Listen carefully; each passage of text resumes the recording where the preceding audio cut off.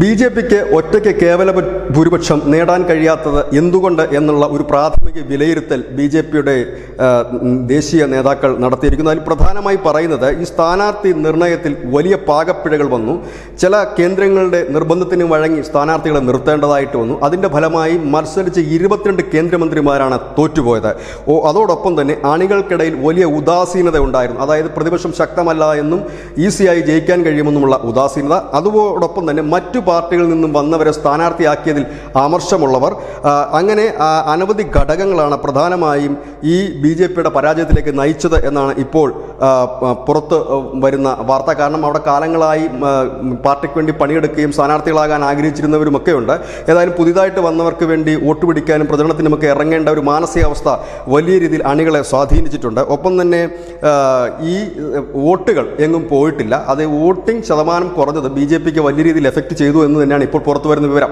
അതായത് വലിയ രീതിയിൽ വാരണാസി അടക്കമുള്ളിടത്ത് സംഘപരിവാറിൻ്റെ വാരണാസി അടക്കമുള്ളിടത്ത് ആ വോട്ടിംഗ് ശതമാനത്തിൽ പ്രതിഫലിച്ചതും അത്തരത്തിൽ തന്നെയാണ്. കാരണം ഈ വോട്ടർമാർ ഇതോടുള്ള അതൃപ്തി, അതായത് സ്ഥാനാർത്ഥി നിർണയം, ഒപ്പം തന്നെ ബി.ജെ.പിയിലെ ചിലരുടെയൊക്കെ ഒരു ധാർഷ്ട്യം നിറഞ്ഞില്ലെങ്കിൽ ഒറ്റയ്ക്ക് പാർട്ടിയിൽ ഉള്ളൊരു അപ്രമാദിത്യം, ഇതിനൊക്കെ എതിരെ ഉള്ളൊരു നീക്കം തന്നെ ആയിരുന്നു ഈ ഒരു ഒറ്റയ്ക്ക് കേവല ഭൂരിപക്ഷം നേടാൻ സാധിക്കാതെ പോയതിൻ്റെ പ്രധാനമായ കാരണം. മോദിയുടെ ജനപ്രീതി കുറഞ്ഞിട്ടില്ല, പക്ഷേ മോദിയുടെ ജനപ്രീതി കൊണ്ട് മാത്രം ജയിച്ചു കയറാൻ കഴിയില്ല എന്ന് ഈ തെരഞ്ഞെടുപ്പ് ബി.ജെ.പിയെ പാഠം പഠിപ്പിച്ചിരിക്കുന്നു.